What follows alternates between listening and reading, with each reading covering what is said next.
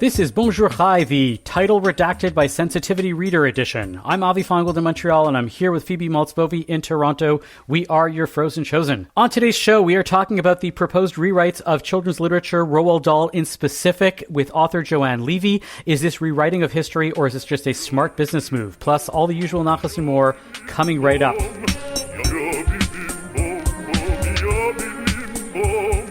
Phoebe, before we get into other stuff, I want to remind people of the Great Canadian Seder. If you're so inclined and you still want to participate, send us an email at bonjour@thecjn.ca. Let us know. It was a lot of fun last year. We're inviting select listeners to take part, and go ahead and send us an email. Let us know if you have a part, if you have a story about the Seder. We want to hear it. We want to have fun with it. So that's bonjour@thecjn.ca to be part of the Great Canadian Seder. Plus, I want everybody to know that we've started releasing some longer interviews as bonus episodes for subscribers only. Subscribing is free. You just have to head over to Apple, Spotify, Google Play, wherever you go to listen to podcasts. The entire feed will come, including these bonus episodes. The first one we have up came out last week. It's an interview I did with Moshe Bain of the Orthodox Union. It was most enlightening. It had a few fireworks in it. I urge you to subscribe so you can check it out and hear what we have coming up in the future as well.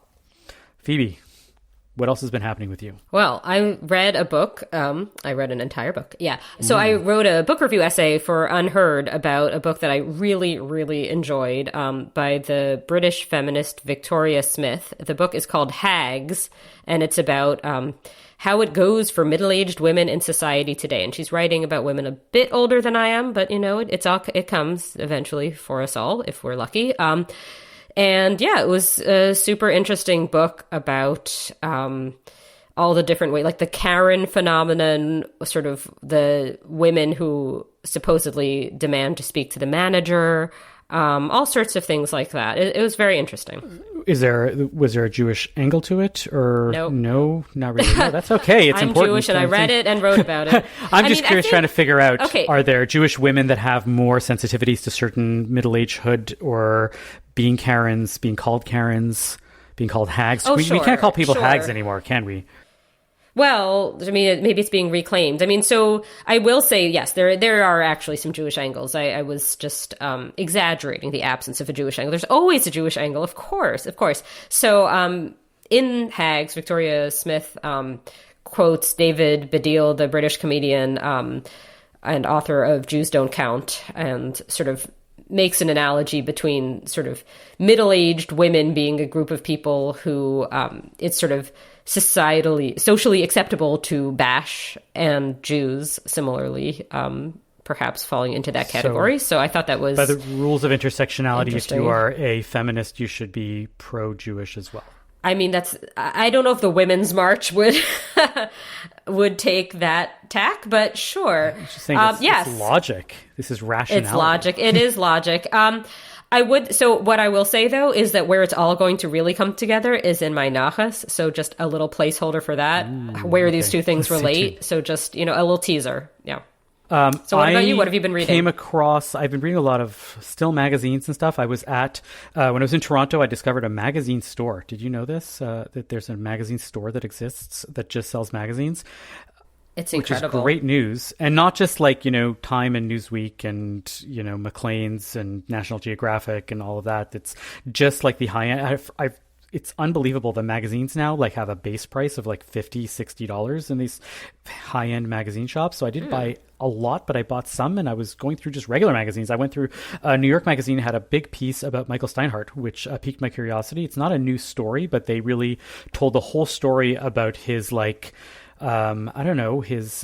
thieving of antiquities, I should say, not even antiques. When you get really old, they become antiquities. Did he have to con Marie his antiquity collection? It sounds like the exact opposite. Like there are antiquities and and crammed into cabinetry, above cabinets in the bathrooms. This was a man who really loved his antiquities, couldn't get enough of them, kept buying them, kept bypassing legitimate sources for them, and and started cramming them into his home. The skull that was seen in the real... Okay, so my favorite detail from this article, because you sent me the article and I was looking at it before, and I just saw that there was something where some very ancient skull was seen in a real estate photo of his. Yeah. So it was. Yeah. There was a lot of skullduggery involving this. My fascinating angle to this was that, like, Michael Steinhardt is best known within the Jewish community, especially over the past 25 years, as being one of the founders of Birthright. In addition to, allegations of sexual impropriety, being a avowed atheist, but also decided at some point in the late 90s, Judaism is stagnating, calls up his friend Charles Bronfman and says, let's donate a whole pile of money and send Jewish youth to Israel because that's going to solve, our problems. So did he want Birthright to be something where the Jewish young people are, he could have doubled up and had them digging for antiquities. They were his mules, bringing stuff back. So that's the interesting thing is that I didn't notice anything specifically in his collections of anything Jewish, meaning he probably had some Jewish antiquities, but it seemed like there was an entire glossing over of that point. And so it seemed like he just cared about all antiquities and not just Jewish ones. All antiquities matter. All antiquities. I found that fascinating because people like that tend to I have a special, focus on Jewish antiquities. Maybe it was there and New York Magazine just didn't report it. But he seemed to not care about that. But the thing that rubbed me the wrong way about this as a story is rather than just, yet another billionaire with yet another form of impropriety was first of all, so he described himself as an atheist. I found this quote of his where he says, what I'm trying to do is to reinforce a sense of peoplehood among secular, non-Orthodox Jews who I believe are in danger of disappearing without something that binds them together. To me, a proud secular Jew is one who knows our history, who understands our people's heroism over many generations, who feels a powerful sense of peoplehood, including a sense of responsibility and care for other Jews around the world, and who embraces the underlying joy that a strong Jewish connection gives us. None of that requires a belief in God. Right. But apparently you can care about history and still want to hoard antiquities and prevent other people from seeing them or having them. And I found that to be really, really shocking. And I wasn't sure if you had thoughts or ideas about that.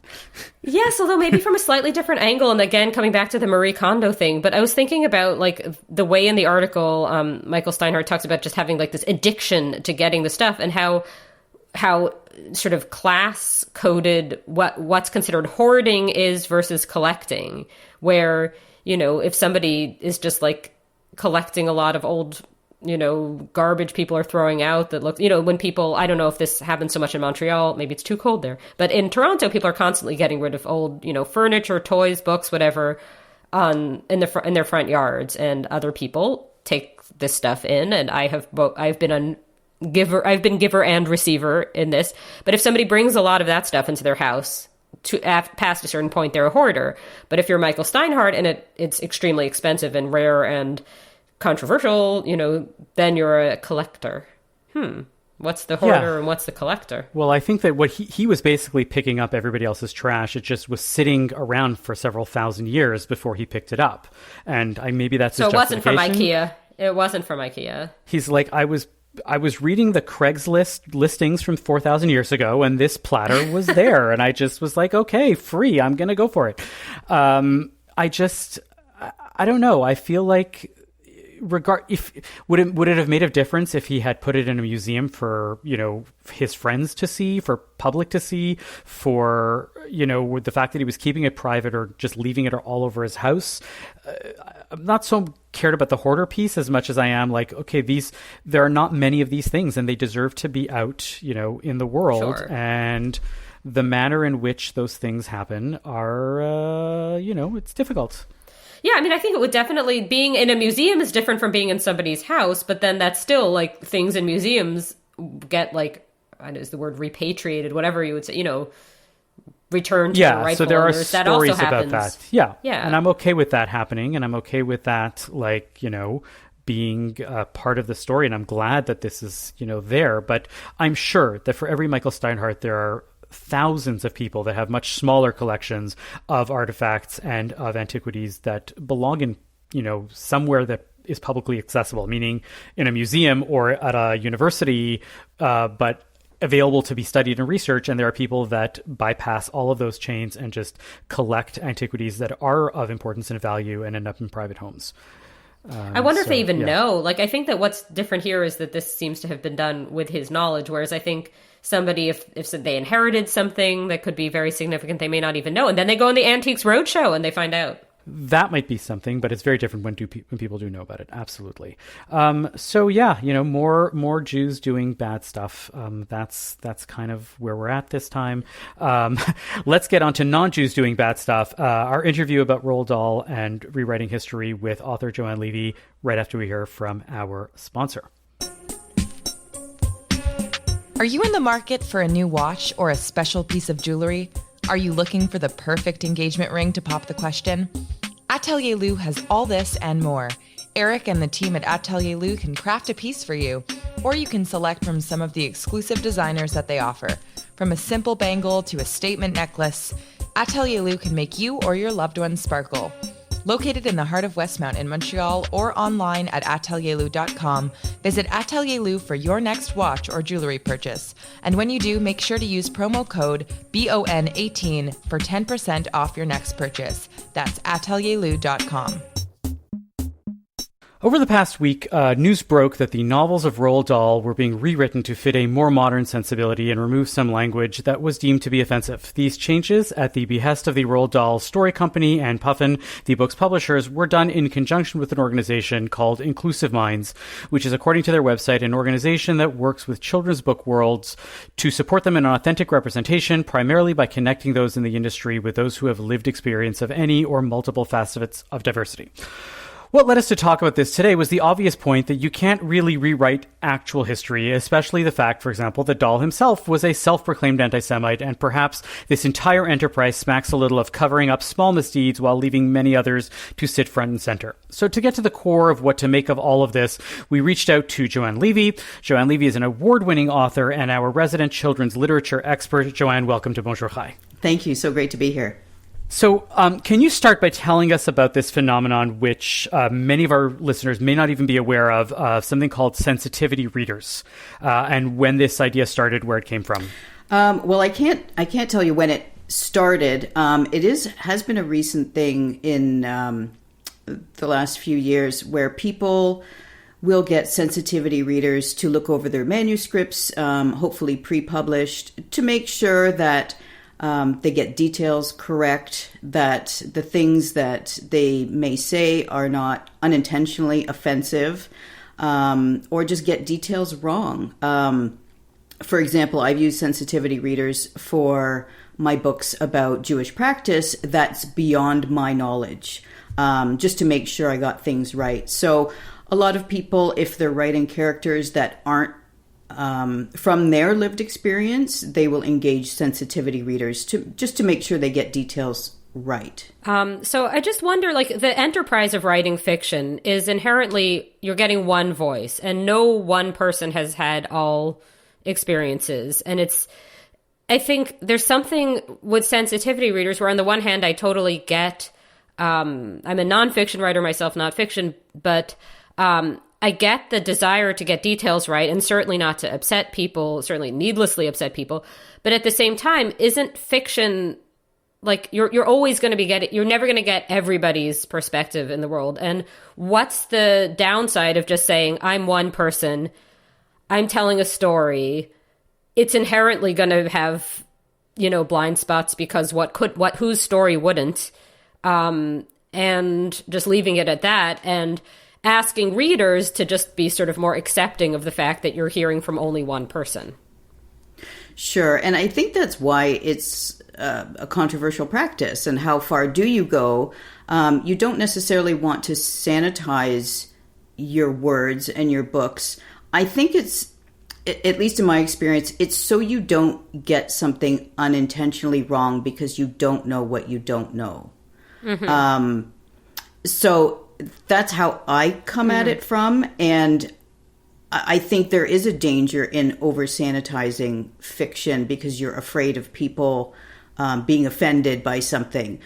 I think you just, as an author, you just need to do your best job to make sure you got it right. And it's not about not offending somebody. Mm-hmm. It's about just getting it right. I just had one sort of follow-up question about that, which is, two people of the exact same demographics with the same, level of religiosity, the same ethnicity, whatever it is, might disagree. So how does sensitivity reading approach this? That's a good question. Thank you. So, for example, when I used, maybe not a sensitivity reader, but more of a fact checker, when I used my dad, who runs a funeral home, to fact check my book, Sorry for Your Loss, which is set in a Jewish funeral home, there are regional differences in practices. And I aligned with what he does and what I know is kosher and what they do in their funeral home. But I put a note in the back saying, these things are regional. Your funeral home may not do it the same as mine. I accept that, and it is what it is. So maybe that's not exactly the answer you were looking for. That makes sense. So that you're getting that it's been sort of, somebody has looked at it, but still with that, yeah. No, that makes sense. So, the book you bring up, Sorry for Your Loss, which was a great book, and we spoke about it on Bonjour Chai a little over a year ago. We had our first book month, I guess last November, not this past, but the one before. It's, as you said, it's a middle grade novel, takes place in a funeral home. There's a kid whose parents are funeral directors, and there's the person has a friend. It used to be that when you were writing something like this, it wasn't called a sensitivity reader necessarily. It was research, right? You're doing the research and you're also writing what you know. So if you have a lived experience of this is what Judaism looks like for me, you're not expected to write differently than that. I think that what people seem to be pushing back with sensitivity readership is where somebody goes and says, well, I'm going to write a book about an Indigenous experience, but I'm, a white writer from Toronto. Well, maybe you shouldn't be writing that novel to begin with. Right, that's my initial sense, is you don't know. And if you need a sensitivity reader to tune you into certain basic facts about a culture that you don't really know, maybe you shouldn't be, talking about that. So, I'm going to have to please jump in. I'm not sure, but I'm trying to figure this out. I think that this idea that you should only be able to write fiction about people I'm saying either that or do your research. Okay. Right. Say, I've lived with it. I've spoken to people. I've had hundreds of hours with somebody. So as I said, it's either research or write what you know. And both of those together come together for an author to write a novel, right? Or to do something. So here's a great example of somebody that it wasn't their lived experience, but a author friend of mine wrote a book. It's called Fierce. And it's all about women in the past, Canadian women who, I'm not even sure what I want to say, but they were standouts in whatever they did. And a lot of them were Indigenous from different areas of the country.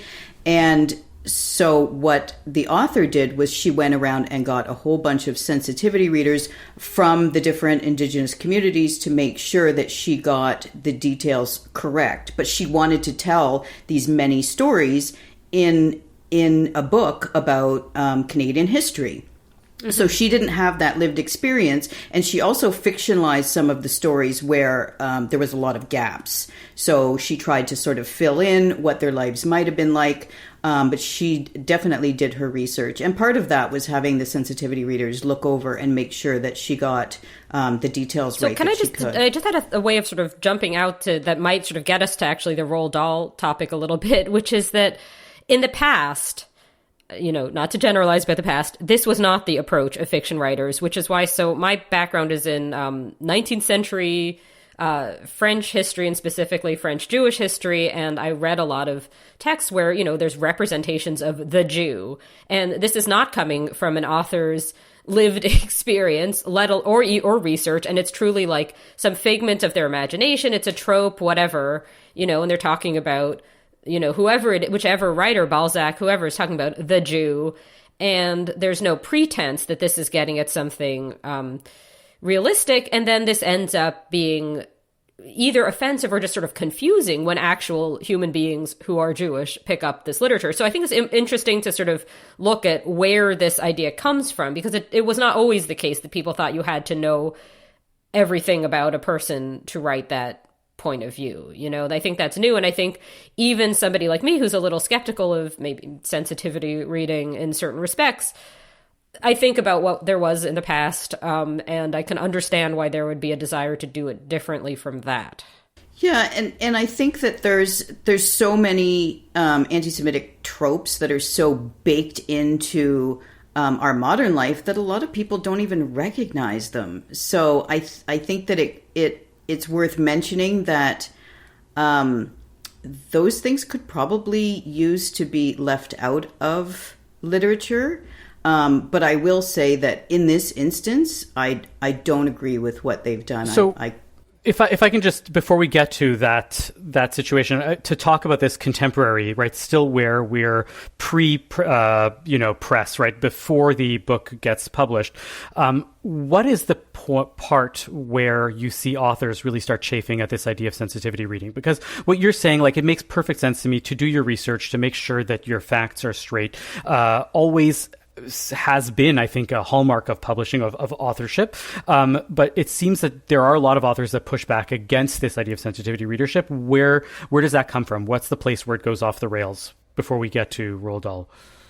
Well, because it's such a gray area, and if somebody tells you can't tell a story because you haven't lived it, I think people chafe at that, because good writers are going to do their research and they're going to tell a story properly. If somebody tells a story well and does their research, I don't care who wrote it.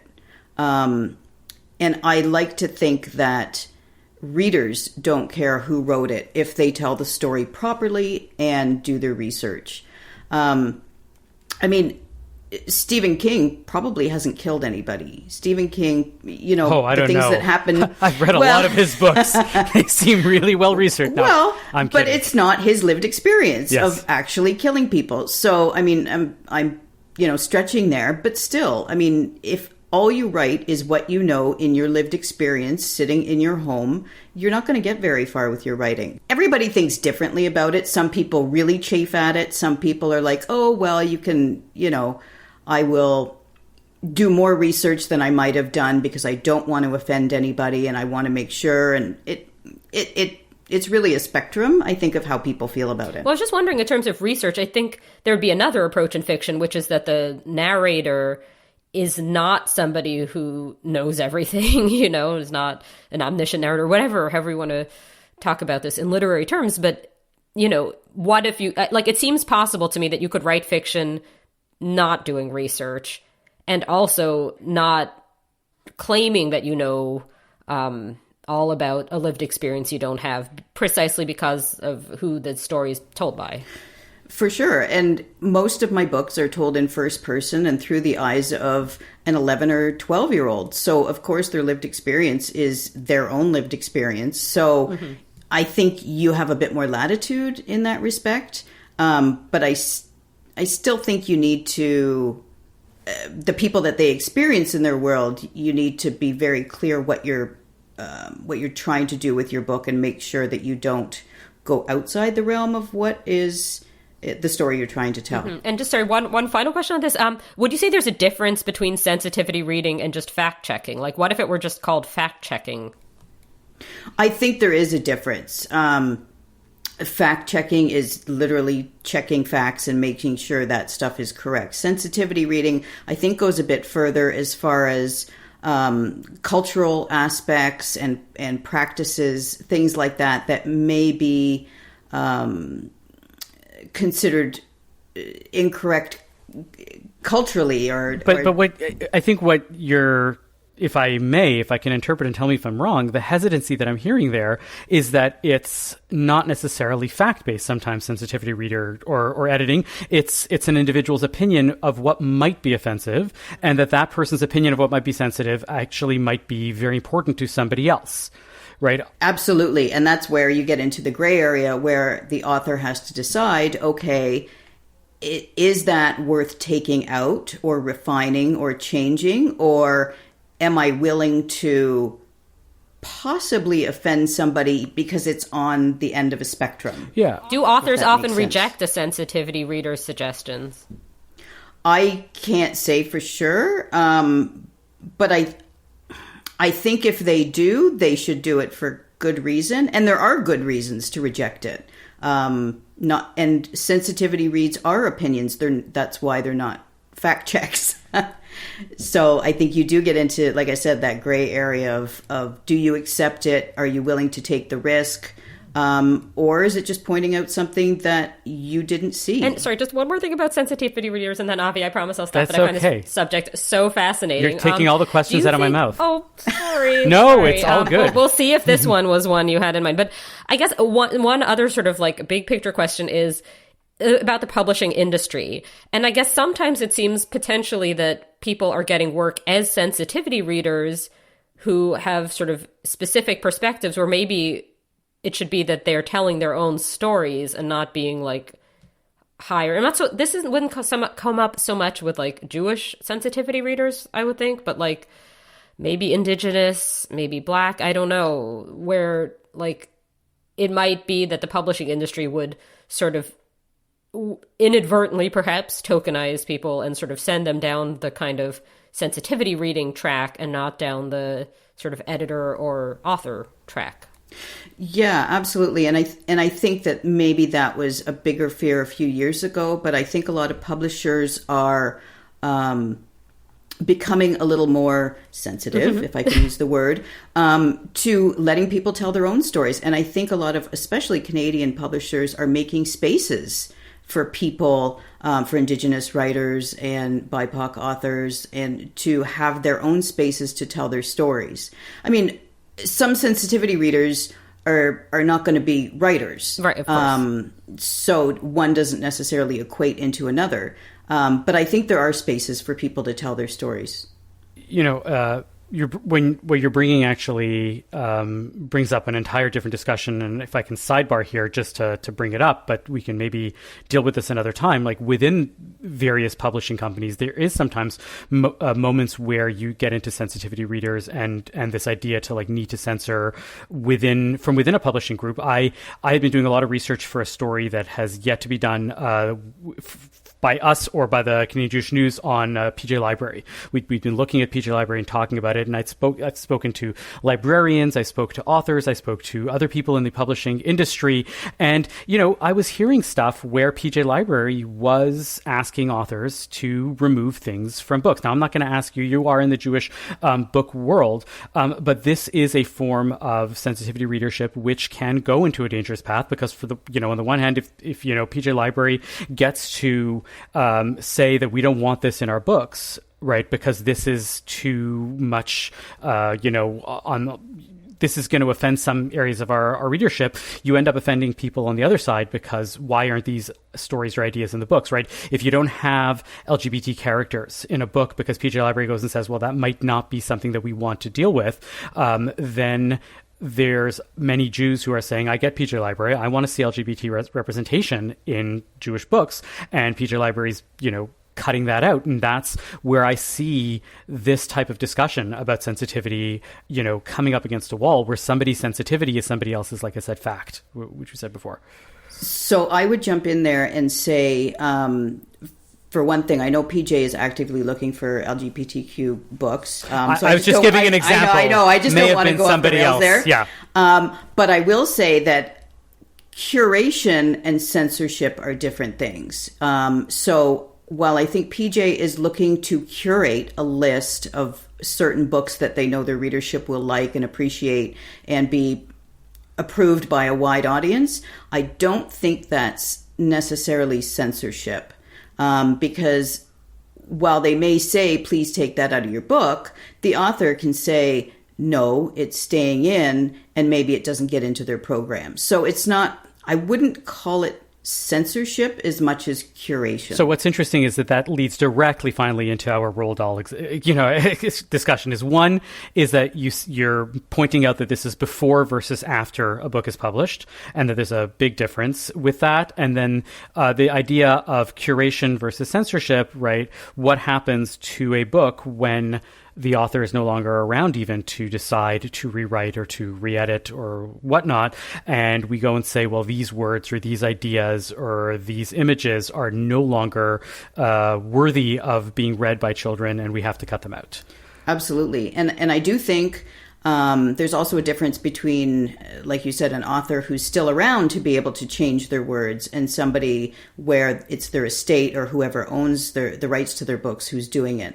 So, for example, Judy Blume actually changed Are You There, God? It's Me, Margaret in 1998 and updated it. I'll spare you the details. Oh, no, I think the details are interesting. It has, I'm speculating now. I'm like, wait. On did this Twitter, did she convert to Islam and it's now Are You There, Allah? It's Me, Margaret. It has to do with how the pad stays put, I believe. Exactly. I don't think that's too. I think we can. We're all 12 adults. and up or whatever the age would be. I don't know. When I first read the book, way back when, it had the maxi pads with the belt, which even back then I had no experience with because it was out of date then. And then they updated it in 1998 to take it out. And I only noticed it when I started writing middle grade books. And of course, I wanted to go back to the gold standard of middle grade books. And I'm like, I am sure that there used to be belts. and I actually researched it and found out that they had changed it. So that's an example of updating a book to conform with the times and be more relevant. And they actually updated Judy Blume's books with new covers that are more modern as well, that people were at an uproar with. So, but that's not censorship. But I think when an author is gone and doesn't have the ability to say yes or no, I think that is censorship. And as vile a person as Roald Dahl might have been, it's his right and it's his words, and I don't agree with what they've done. So this is something that I wrote about this for the CJN website this week, where I was thinking through kind of all the various nuances of this, like how old is the child, is the work assigned, is it just suggested, all of these different, levels. But also I'm just thinking about, like, this is partly about being fair to a deceased author, but it's also partly about not being overly generous to somebody who is no longer with us, who maybe was hateful even for their own time. I think that's an important distinction between somebody being a product of their time and somebody being, like, he apparently said, per the New York Times article I was reading about this, in 1990, he called himself an antisemite. 1990, not that long ago, not that ambiguous. So there's something about, like, a retroactive sort of rewriting of history where an author comes across as more sensitive than they were, that I feel is, like, as I wrote, that it's both, like, too generous to the author and not generous enough perhaps to readers. And I think people get caught up in the nostalgia of the books that they read as kids and have to drag them into the present for their own kids. But I don't think that's necessary, especially if it means you have to rewrite it for a modern audience. There are so many other great books that you can hand to your kids that sort of have the same feel, the same whimsy, and that kids can enjoy without having to support that past and having to change it. So it's a lot of different levels that I think it's problematic. Are there moments where you think it would make sense to rewrite something after an author has passed, like where something is, like, genuinely, hateful, or do we say that no, that's a part of what we need to learn, and that's how you grow up, is you read something, it's not so appropriate, and you ask a parent what's going on here, or a teacher, and they say this was a part of history where people thought like this, and we moved on. Yeah. And a lot of people have brought up the point that they should stay as they are so that it can be a teachable moment, that parents can talk to their kids about it. But where I come from, it's 9 times out of 10, the parents are just handing the kid the book and there's no discussion about it. So if you want to do it in school and academia where a teacher is saying, this is why this book isn't great, that's one thing. But just handing a kid a book that is problematic, I think we can do better. Well, I think we can curate better. I think it depends a lot here on age, right? Because I think there's something, like, I see something a little sinister and also, but also just more to the point, kind of, I don't know how to put this. Like, there's a danger in only showing children books starting in whatever your problematicness supposedly ended.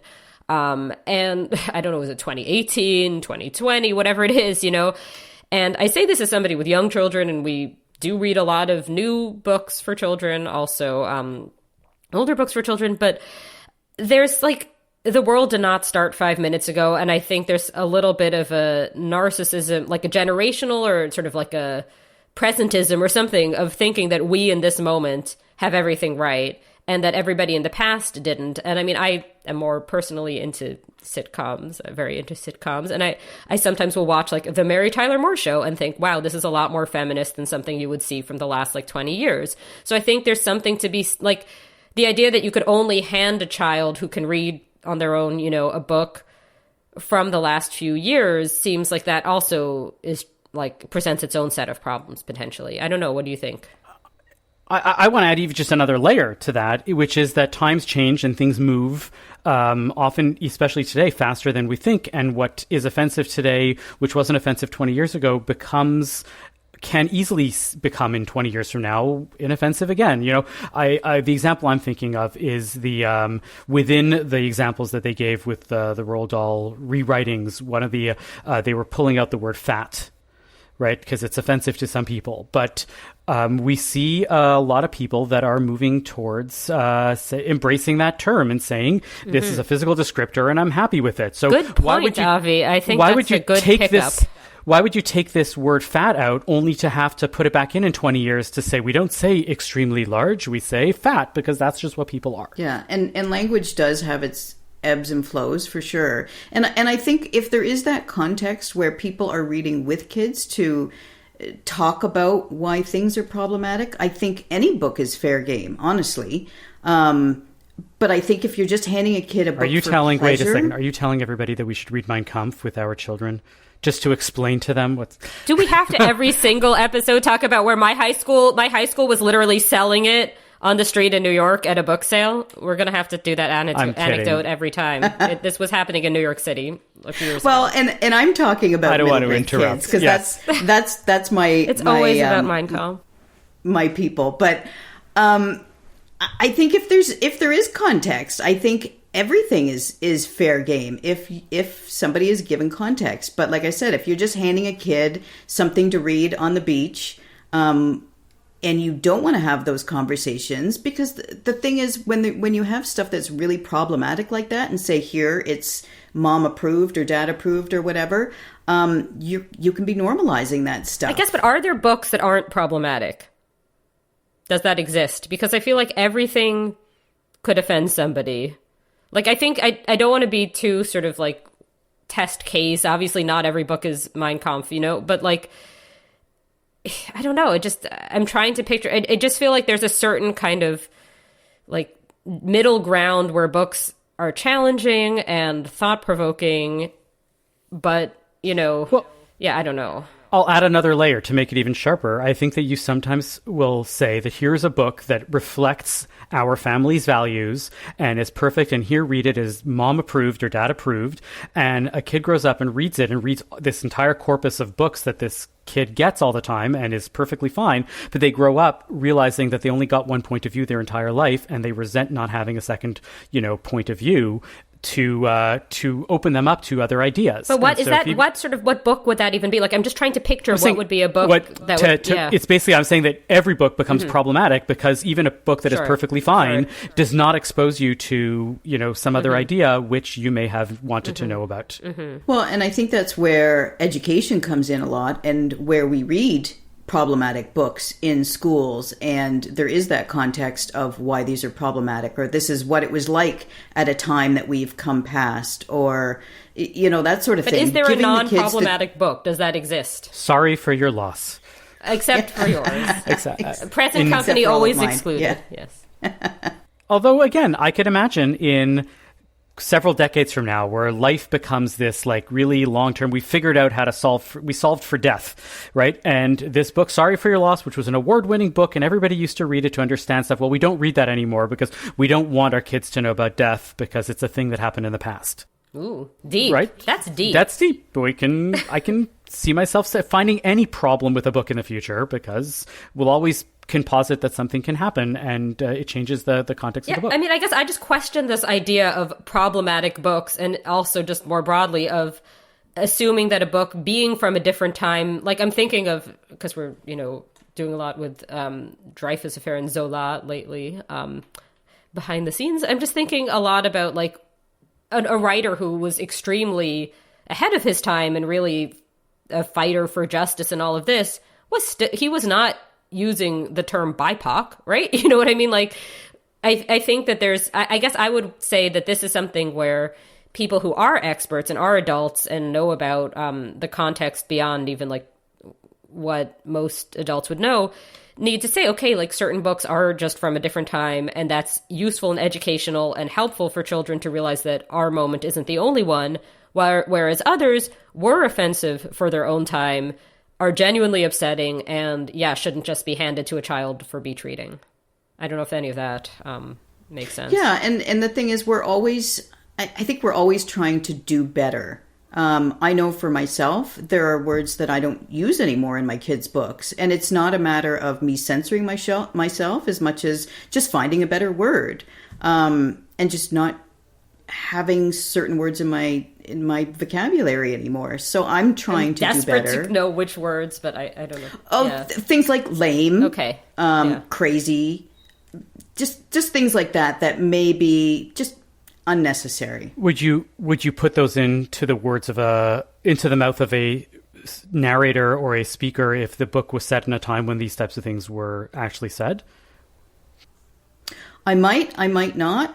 You see where I'm getting with this? Yeah, like, no, for sure. Why would you historically accurate? If you were writing a book for the 1920s, nobody would put in the N-word, right, listed, right, as a character saying this anymore. We say that this is verboten, and yet that's the way people spoke back then.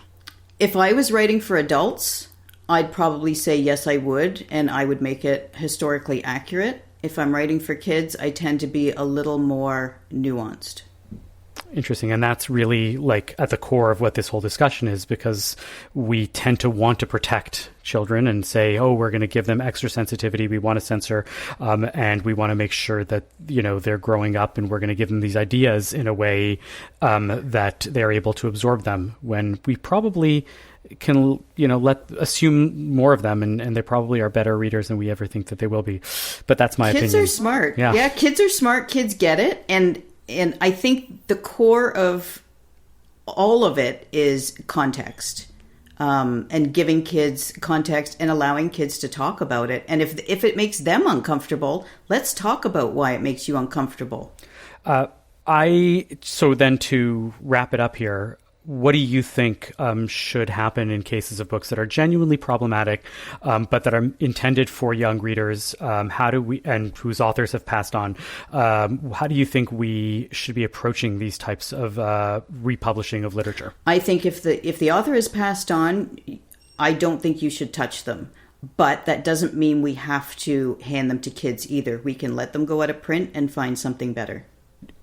I had been thinking about like the possibility of putting in footnotes or an afterword that leaves it alone, that says this word in this context makes sense for when it was being written. Here's some discussion points to think about it, but nowadays we don't talk about this. You don't think the hand-holding along that way is useful or interesting? You know what? I haven't really thought about it. I mean, I guess you could, but I just don't. I would want to publish Roald Dahl. I mean, I wouldn't want to, because I think that, like I said, he's a twit, to use one of his own words. But if people want to read it, great. But make sure you put in an afterword that talks about, this was his language, this is what he used, this is who he was, and see it as you see fit. But I don't know if that's really the publisher's responsibility to do that either. That kind of... It seems less problematic to do that than to rewrite the books themselves. Oh, I agree. I don't think rewriting it is the answer. But I think it's worth mentioning, too, that his whole catalog is now owned by Netflix. So I don't think that they're sanitizing these books for any reason other than to make more money off them. So it's not really their sense to better the literature as much as sell more books. Okay. Yeah, to sanitize it to sell more books. Okay. That's my take, anyway. That's usually the secret answer behind most things. Joanne Levy is the author of Sorry for Your Loss, amongst other great novels for middle grade readers. Sorry for Your Loss has just won the Canadian Jewish Literary Award and has been a finalist for the Governor General's Award. Joanne Levy, Thanks for coming on Bonjour Chai. You're welcome back anytime. Thank you so much. This was so much fun to listen to you. Thank you. Great conversation. I appreciate it.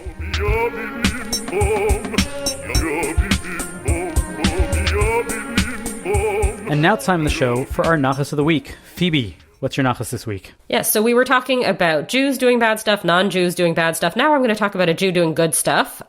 So I, as you all know, subscribe to BritBox Canada and watch a lot of old British sitcoms. And the latest that they've had is one called My Family that started in the year 2000 and apparently ran for 10 seasons. I had never seen this before, and I'm completely hooked. I'm hoarding it like it was an antiquity. And its star is the actress Zoe Wanamaker, whose Wikipedia I immediately went to because I recognized her from, among others, Poirot. But she... Let me get to the part about her early life and education. Okay, Zoe Wanamaker was born in New York City on 13th of May, 1949, the daughter of Canadian actress and radio performer Charlotte Holland, an American actor and film, whatever. So, and Sam Wanamaker, who was born Samuel Wattenmacher. Her father was of Ukrainian Jewish descent, although she had a secular and non-observant upbringing. Apparently, Charlotte Holland, the Canadian, also Jewish. Whoa! So we have a little bit of Canadian Jewish lore here in this sitcom. Now, the reason this is all going to, the way this is all going to come together with that book Hags is she plays on the sitcom, Zoe Wanamaker plays on the sitcom Susan Harper, not an explicitly Jewish character, at least not as per the first season plus one episode of season 2, but she's very much like the kind of spends too much, somewhat nagging middle-aged wife trope. And I'm wondering, is there something where like a Jewish woman would be more likely to be cast in such a role? I don't know. I think that there's perhaps something to that in an entirely secular, default sort of secular Christian sitcom. Yes, because we've never asked this question on Bonjour Chai. Who should be playing roles of Jews and non-Jews and in the arts? That's never been come up before. No. Let's bracket that now. But I did think there was something about like the sort of the type that she plays where it's something seemed like she's the Jewish mother. Like she's very, intense with her children, even though I don't think she's supposed to be. I don't think the character is supposed to be Jewish. But I just wondered if that entered into the casting on some subliminal level. I'll never know. She's like George Costanza's mom. Not Jewish, but clearly trying to play up these tropes. A different Jewish mother type, definitely. It's all good. A more recognizable one for somebody of my generation, maybe. But yeah. But it's a very engaging sitcom that's kind of funny and has some pretty good of that moment fashions for those who like that sort of thing. So that's my nachas. All 10 seasons, maybe. All 10 seasons. I am going to very simply call out a wonderful experience I had last Saturday evening into Saturday night. I did a Havdalah for students at Hillel at the Hillel House on Stanley Street for Hillel McGill, Hillel Concordia, various students. I had a wonderful time. We had some of these students on in the past talking about Hillel and where it's gone and where it's coming from and where it's going and the directions. But it was a wonderful time. I did some teaching about the Torah portion of the week. We had some snacks and going out on Shabbat in this way is always a fun, wonderful experience to do. So a shout out to Sudash Lishit and Havdalah at Hillel House and all the people that I met there that listened to the show. So yeah, yay them. Excellent. Thank you for listening to Bonjour Chai for the week ending February 25th, Shabbat Parashat Terumah. The show is produced and edited by Zach Kaufman. The executive producer for CJN Podcasts is Michael Freeman. Our music is by So-Called. We are a project of the Jewish Living Lab and are distributed by the CJN Podcast Network. You can listen to all our past episodes on our page at thecjn.ca/bonjour, and you can subscribe to the podcast and automatically receive all episodes on Apple, Spotify, or wherever you get your podcasts. We'd love it if you told a friend about Bonjour Chai. It's one of the best ways that we get new listeners, and as always, you can email us with comments or ideas at bonjour@thecjn.ca. I'm Avi Feingold. I'm Phoebe Maltz-Bovey.